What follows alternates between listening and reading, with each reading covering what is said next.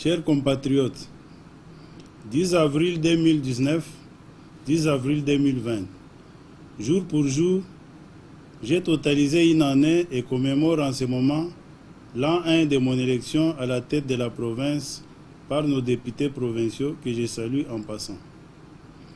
Comme la journée du 10 avril 2020 avait coïncidé avec la clôture de la prière décrétée il y a quelques semaines, dans le cadre de la riposte contre la pandémie du Covid-19, je ne pouvais pas prendre parole pour vous rendre compte.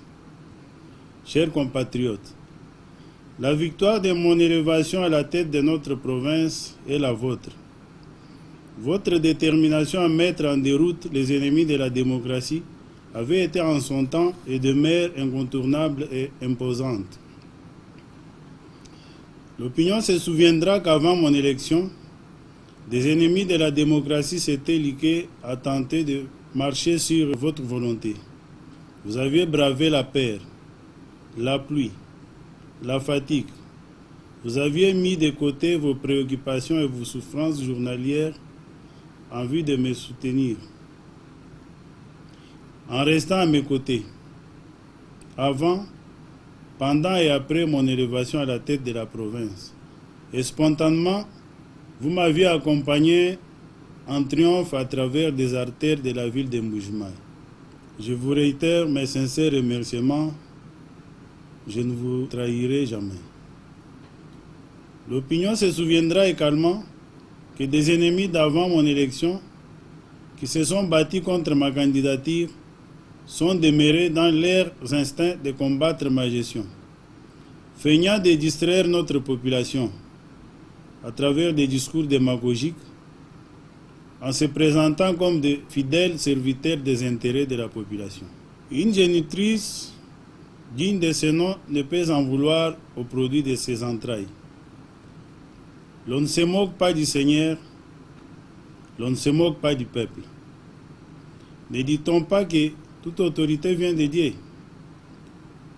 À lui la gloire, à lui l'honneur, à lui la louange, à lui le couronnement de la victoire de mon élévation à la tête de notre province. Lui qui a rendu possible la marche de ma vie à la tête de notre province sous sa divine protection jusqu'aux premiers anniversaires de mon élection. Chers compatriotes, en ce moment où je dois commémorer l'an 1 de mon élévation à la tête de notre province, qu'il me soit permis de rendre un hommage particulier au père de la démocratie, Feu Etienne Tshisekedi Wamulumba. Je ne trahirai jamais votre mémoire, papa. Qu'il me soit également permis de rendre un vibrant hommage au président de la République, chef de l'État, son Excellence M. Félix Tshisekedi Tshilombo, Antoine. Excellence, recevez mes sincères remerciements pour votre confiance placée à ma modeste personne. Chers compatriotes, vous vous souviendrez que lors de mon message de remerciement vous adressé au lendemain de mon élection, j'avais promis de m'investir en travaillant la main dans la main, à dialoguer avec vous à travers des œuvres concrètes. J'avais ainsi promis, comme cheval de bataille, la transformation radicale de l'homme, la sécurisation des personnes et de leurs biens, l'éradication sans complaisance de la corruption, de l'impunité, de toutes sortes d'antivaleurs, la construction d'infrastructures publiques, la réhabilitation, la construction et l'entretien permanent des routes d'intérêt provincial, l'eau, la santé, l'électricité, l'agriculture, priorité des priorités, la transparence dans la gestion des finances publiques.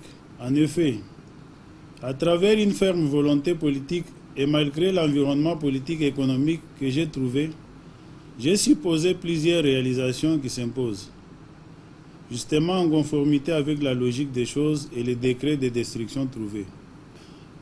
Pour tout observateur sincère, honnête et pris du sens élevé d'un évaluateur impartial, l'on conviendra que l'on ne saurait exiger d'un gestionnaire de la chose publique, en moins d'une année de son mandat et même encore avant la fin de son quinquennat, des résultats élogieux. Lorsque l'on sait qu'il doit évoluer dans un décor de reconstitution à zéro des finances publiques. Lorsque l'on sait qu'il devrait être régulièrement ravitaillé en rétrocession. Lorsqu'il doit s'entourer d'un environnement apte à endurer le respect des recettes publiques. Bref, à combattre les antivaleurs enracinés de manière vertigineuse à tous les niveaux de la société. Tout développement confronté à un degré élevé de destruction commence toujours par s'attaquer d'abord à la racine, au redressement du système, avant de poser les colonnes de son impulsion. Faire le contraire, c'est exposer tout l'édifice à l'écroulement. Sans plus ni moins, à l'instar d'un château construit en biscuit. Autrement dit, un avion ne peut amorcer son décollage que s'il est en bon état. Ce qui justifie la nature et la qualité, parfois non apparente, des réalisations obtenues à mi-parcours. Ainsi, restez fermement fidèle à la volonté de notre peuple. Je m'en vais vous brosser les réalisations de ma gestion à mi-parcours. Tant il est vrai que l'anniversaire que je commémore en ce jour est celui de mon élection à la tête de notre province. Mon bilan sera donc valablement tracé au terme d'une année de mon entrée en fonction, soit au 1er juillet de l'année en cours. En premier lieu, je vais décrire de manière succincte la situation que j'ai trouvée avant mon entrée en fonction. En deuxième lieu, je vais dénombrer les réalisations faites à mi-parcours. En troisième lieu, je vais étaler les difficultés rencontrées. Et enfin, en quatrième lieu, je vais annoncer dans une conclusion les orientations qui nous conduiront dans les jours à venir. Primo, quelle est la situation trouvée à mon entrée en fonction? 1. La province a été trouvée dans un trou profond, tous les secteurs étant hermétiquement bloqués. 2. Les effectifs à tous les niveaux, au gouvernorat et dans les différents services publics de la province, étaient pléthoriques et pleins d'effectifs. 3. Des systèmes à tous les niveaux étaient montés pour saigner à blanc les recettes de la province. Fraude, détournement de tout genre. 4. La population a été mal habituée par l'ancienne gestion à recevoir des deniers publics à l'occasion de rien. Des deniers couverts en dons avérés du reste insignifiants, en vue d'instaurer et de pérenniser une honteuse politique de la main tendue et la main tendue à tous les niveaux. 5. Les fonds attendus du pouvoir central pour les investissements demeurent suspendus depuis mon entrée en fonction. 6. Plusieurs dettes contractées de mauvaise foi au nom de la province. Des conflits coutumiers créés et laissés délibérément par l'ancienne administration pour satisfaire des intérêts purement privés. 8. Un système d'encadrement de l'impunité qui sévit dans la fonction publique en vue de pérenniser les multiples antivaleurs qui s'y commettent en tache d'huile et qui empêchent la mobilisation des recettes de la province. 9. Les ressources provinciales de réalisation des recettes ont été réduites et minorées. Dans ce décor, comment affronter aisément des actions de grande envergure de développement qui peuvent nous permettre de faire face au degré des défis en infrastructure trouvés et à relever? Une politique d'intolérance, de dénigrement et d'obstruction de tout acte de développement entreprise par mon gouvernement avait été montée à travers une campagne médiatique de diabolisation, dans le souci de déranger ma popularité et de m'enterrer politiquement. Chers compatriotes, en effet, pour en arriver à ces réalisations à mi-parcours, J'ai dû briser toutes les résistances politiciennes négatives de l'ère, qui tentent méchamment de freiner nos élans. J'ai fait face à une campagne de désinformation, d'intoxication préméditée, perpétrée pour asseoir des intérêts partisans, des positionnements politiques qui sont pourtant vides de la protection des intérêts de notre population. Vous vous en doutez, cette désinformation et cette intoxication ont été entretenues pour simplement jeter un discrédit sur ma personne, ma gestion et mon mandat, et à servir des intérêts obscurs sans plus ni moins. Secundo, quelles sont mes réalisations en 9 mois de mon parcours? 1. La maîtrise progressive du système de destruction trouvé, puis l'imposition de notre propre système, basé sur une gestion parcimonieuse de la res publica.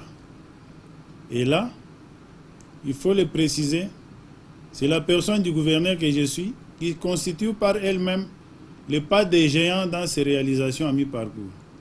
Cette gestion parcimonieuse est due à mon intégrité morale. En effet, elle rassure et contribue à la protection de l'intérêt général. Quant à ces, il faut vous rassurer que Dieu m'a fait grâce. Non seulement je me suffis, mais aussi et surtout, il m'a doté de capacités morales de sorte que je n'envie pas les deniers publics.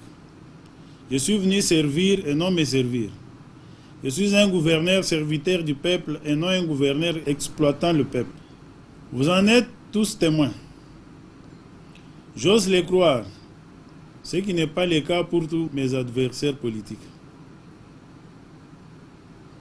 J'ai donc attaqué ce système de destruction sans recul pour l'éradiquer.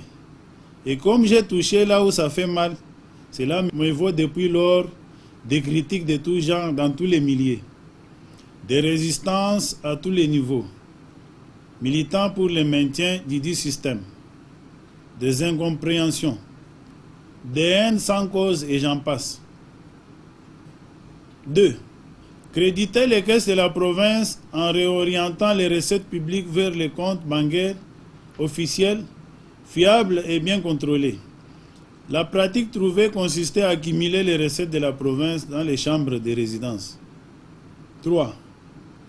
Les maigres recettes provinciales actuelles qui ne peuvent pas dans l'immédiat permettre d'attaquer des actions d'investissement de grandes envergures sur fonds propres. Nous avons fait la politique de nos moyens. Une gestion contraignante des dépenses, en vue d'envisager au fur et à mesure que la santé de nos finances s'améliore, des actions réalistes, basées sur nos capacités de mobilisation. Rassurez-vous, 1 kilomètre de route asphaltée vaut au moins $1 million américains. Allez-y comprendre quelque chose. 4. J'ai remonté tant soit peu les recettes de la province à travers l'assainissement des finances publiques par la mise sur pied d'un système efficace de contrôle et de surveillance. 5. Audit progressif et compte de la province dans les institutions bancaires à la place, où plusieurs sous-comptes ont été ouverts par l'ancienne administration pour des raisons sordides. Paiement et apurement de certaines dettes de la province contractées de mauvaise foi par l'ancienne administration. 7. Paiement de tout ordre de dépenses de la province et à tous les niveaux de nos institutions provinciales, en assurant la régularité de la paie, des rémunérations et des émoluments avec les seules recettes locales que j'ai réussi à mobiliser difficilement. Le déboulonnage du système de détournement et de fraude de tout genre étant en cours, alors que pendant ce temps, la rétrocession de la République n'est toujours pas encore disponible au compte de la province. En effet, nonobstant cette suspension, j'ai fait face avec les maigres mobilisations locales pour assurer la paie de nos différentes institutions provinciales, en donnant même solution à des cris de détresse nous adresser, et c'est contrairement à ces désinformations qui nous imputent erronément des arriérés de 9 mois. 8. J'ai pris des arrêtés dans le cadre de la lutte contre la gabegie financière qui sévit dans l'administration publique. Ce processus se poursuit sans recul et commence déjà à produire du fruit. 9. Assistance des sinistrés des événements malheureux de Kassansa, de Lupatapata, des refoulés de l'Angola et j'en passe. 10. Travaux d'éclairage des caniveaux sur les grandes artères de la ville de Mboujmaï, ainsi que la lutte contre certaines têtes d'érosion. Je citerai le cas de la nationale numéro 1 au niveau de PK57 et au niveau de Chibombo village.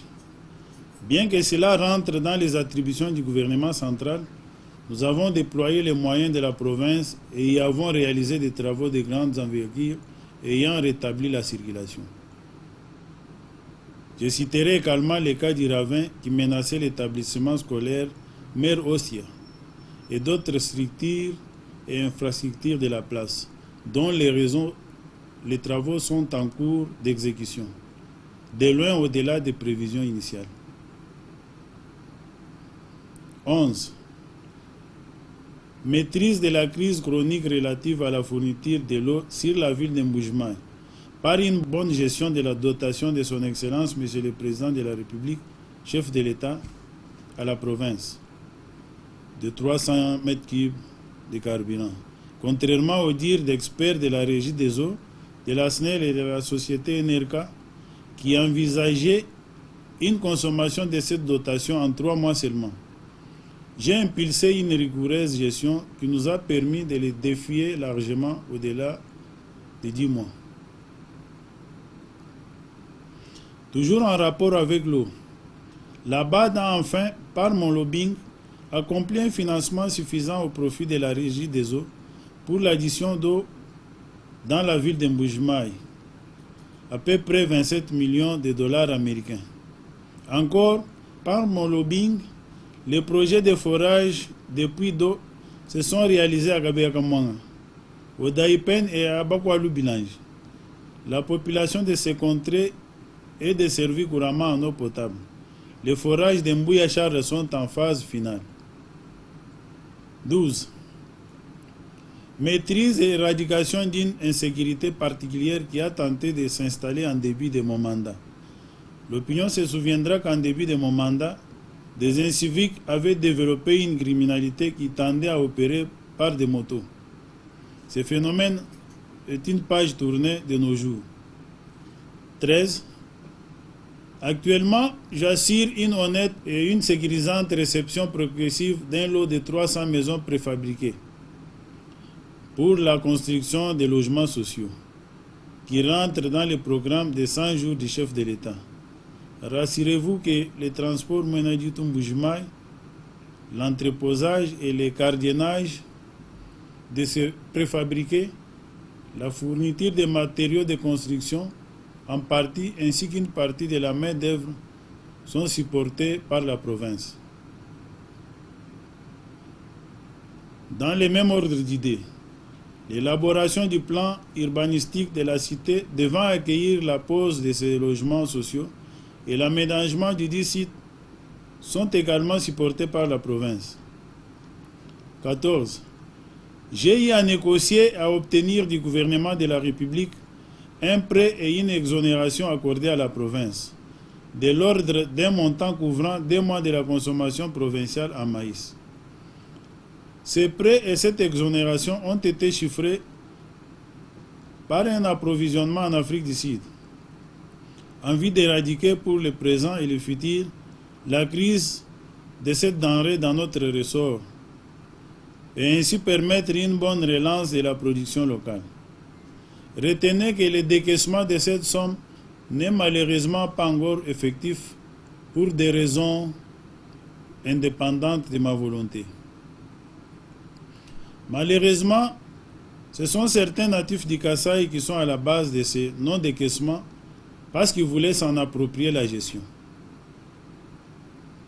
Aussi, l'opinion se souviendra à ce propos que mes adversaires se sont permis de fabriquer des crises artificielles en créant la rareté de cette denrée. Alors que pareille crise est habituellement connue dans la province depuis les millénaires sous le nom de Kaswabang, qui veut dire une période qui se caractérise de tout temps par la rareté. Cette crise a été accentuée par les événements de Kamwenansap, lesquels événements n'ont pas permis à la population de s'adonner aux travaux champêtres. 15. J'ai eu plusieurs contacts avec différents investisseurs pour la relance des divers secteurs de la vie. À l'écart de quelques-uns d'entre eux, des projets de contrats sont en cours de signature, avant la signature des contrats définitifs. Toutefois, je veille à ne pas engager la province dans des contrats qui pourraient exposer vainement et négativement ses intérêts. C'est le cas de la Société Électricité du Congo, SARL, qui a obtenu le marché de transport et de commercialisation du courant électrique de Tubitubidi. De même, dans ce chapitre, je vous annonce que les 27 km de la voirie urbaine asphaltée dans la ville de Mbujimayi connaissent actuellement une dispute quant à l'attribution de leur réalisation.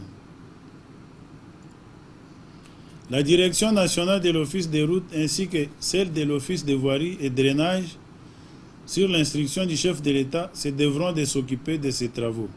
En revanche, une société est en bonne posture de contracter avec la province à de meilleures conditions dans le cadre de la réalisation des mêmes travaux.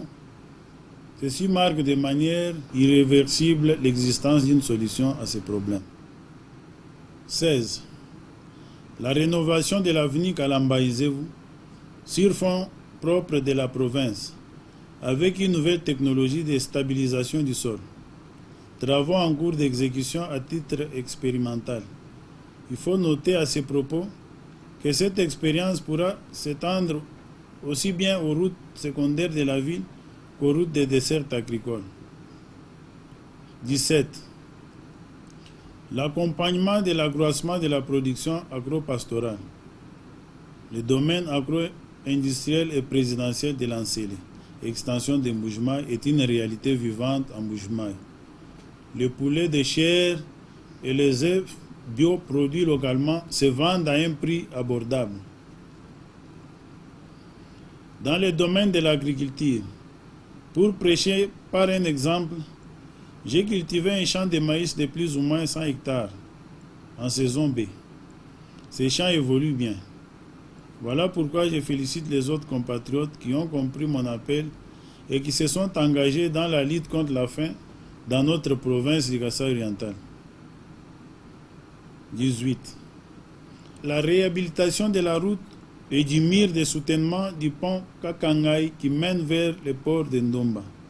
Vous le savez, chers compatriotes, par ce port, notre province est définitivement désenclavée. La première cargaison est déjà en vente en Mbujimayi, même si le prix du ciment gris pratiqué aujourd'hui n'est pas celui exigé par le chef de l'État, son Excellence Antoine Félix Tshilombo Tshisekedi, et attendu par notre population.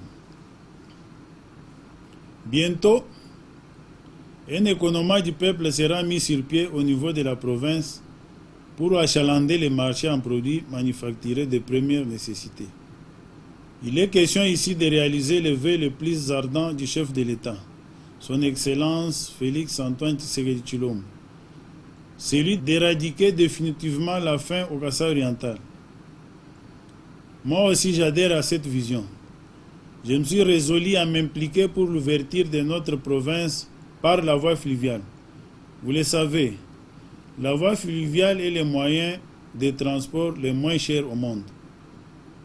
Kasaïennes et Kasaïens, chers compatriotes, notre province sera inondée et le prix de la nourriture sera à la portée de toutes les bourses.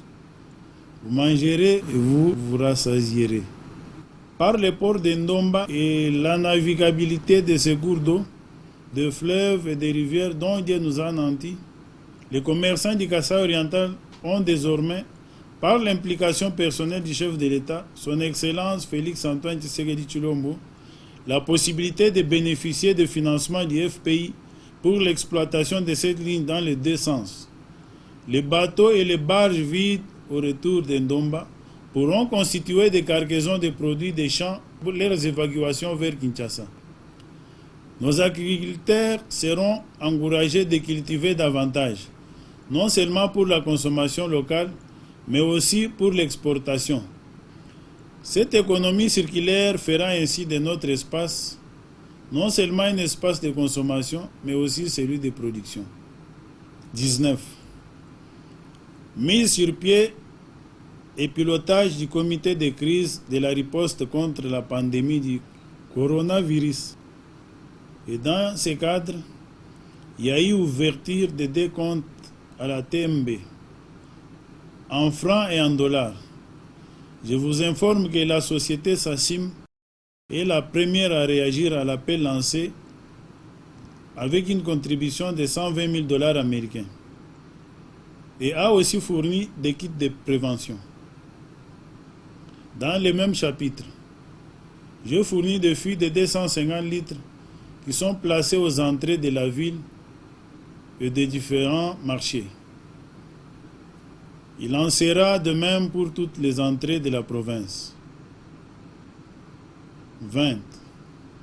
Accord donné à la firme Liquide Télécom pour la connexion de la province du Kasaï oriental à la fibre optique. L'aménagement, l'élargissement et la modernisation de l'aéroport de Bipemba pour changement de standing en aéroport international. N'eût été la maladie à coronavirus, les travaux seraient déjà entamés. 22. Sous mon lobbying, quelques jeunes de la province sont engagés à la SACIM. Ce processus d'engagement des jeunes se poursuivra au fur et à mesure. J'en fais mon cheval de bataille. 23. L'abolition de la taxe des pédalaires sur l'étendue de la province. 24.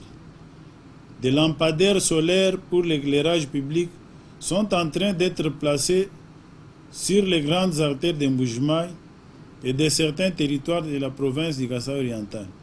Il s'agit des axes suivants. 1.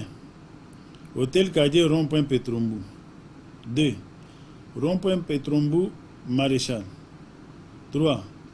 Rond-point Kohidro, marché Tchikila. 4. Rond-point Kohidro, Mbalawachitol. 5. Rond-point Kohidro, rond-point de l'Étoile. 6. Place Moualoussa, Mama Yemou via le palais de justice. 7. Boulangerie Miba,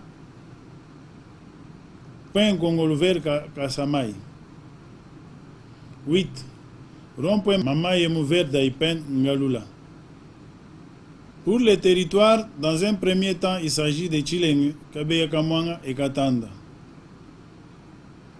25. Depuis que je suis à la tête de notre chère province, je n'ai jamais effectué un voyage privé. Tous mes déplacements sont souvent initiés par le pouvoir central, excepté celui que j'avais personnellement entrepris pour accompagner la délégation syndicale de l'AMIBA. J'ai conduit cette délégation auprès du chef de l'État pour trouver des solutions aux difficultés de la société mère de notre province. J'ai cité l'AMIBA. Tous ces voyages, vous vous en doutez, sont couverts par des ordres de mission dûment établis. Leur principal but était soit le plaidoyer, soit le lobbying, soit les séances de travail. Cette liste de réalisations en 9 mois de l'investiture de mon gouvernement n'est pas limitative. J'invite ma population à veiller et à protéger ses acquis. Ils vous appartiennent. Tertio. Quelles sont les difficultés rencontrées? 1. L'on m'oppose une politique de harcèlement et d'intimidation en manipulant certains médias contre ma personne, dans le but de me distraire afin de m'empêcher de mener à bon port mon programme d'action. Dans cet ordre d'idées, il est à noter qu'il est développé un manque notoire de considération à mon égard. Ni au téléphone, ni dans les correspondances, le titre d'excellence ne m'est pas reconnu. D. Conformément à la Constitution de la République et à la loi portant libre administration des provinces, qui exige que tout prêt à contracter par la province soit sanctionné par l'autorisation préalable de l'Assemblée provinciale, la province a introduit cette demande depuis le 28 novembre 2019, afin de faire face aux grands travaux d'investissement dans le domaine d'infrastructure. Cette demande demeure lettre morte pour des raisons inouïes malgré les rappels. 3. Non-versement de la rétrocession du pouvoir central à la province quant aux fonds pour les investissements, ils ne nous sont jamais parvenus. 4. Les antivalaires dans les saignements à blanc persévèrent à ne pas disparaître à travers les mains noires qui opèrent pourtant dans les rangs des politiciens. Des missions de contrôle et de démantèlement de ces réseaux que j'ai institués dérangent, fâchent et augmentent la haine contre ma personne. 5. L'argent du prêt accordé par le gouvernement de la République à la province pour l'achat du maïs en Afrique du Sud demeure non décaissé jusqu'alors, pour des raisons inavouées. 6. Les missions de contrôle entreprises par l'organe délibérant de notre province ont été délibérément bâclées. L'opinion se souviendra que cette institution n'a pu entendre l'ancien gouverneur de province sur des faits graves lui imputés. De même, cet organe n'a pu non plus convoquer et entendre les ministres des Finances du gouvernement provincial passé. Des dossiers relatifs à des matières qui gênent ont été brûlés et aucune action n'a été entreprise. C'est dans pareil décor artificiel planté que l'on incite dans l'opinion des évaluations prématurées de ma gestion, en faisant une honteuse comparaison avec des provinces qui n'ont pourtant pas les mêmes capacités de mobilisation des recettes ou des climats politiques que nous. Chers compatriotes, voici mon exhortation. 1. Nous devons tous en dire, chacun dans son secteur, et ne pas rêver que le développement viendra par une baguette magique, en nous tombant du ciel. Pour récolter des fruits dans tous les domaines, il faut d'abord durement travailler. 2. Dans le cadre du civisme fiscal et de l'éducation à la bonne citoyenneté, je vous invite à vous acquitter volontairement de vos obligations fiscales.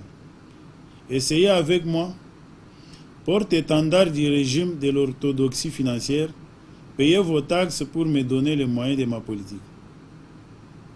Chers compatriotes, c'est ici le moment de rappeler que notre développement a des exigences. Notre développement doit se payer au prix de multiples sacrifices, privations à consentir par tous. Nous avons le devoir tous, chacun en ce qui les concerne, de conjuguer nos efforts pour éradiquer l'impunité, le détournement des deniers publics sous toutes ses formes, le saignement à blanc des finances publiques provinciales à tous les niveaux, l'étouffement des réalisations provinciales par des critiques politiciennes, négativistes, tendant délibérément à consacrer un statu quo en tout et au finish un échec de notre mandat au fin de satisfaire des appétits électoralistes.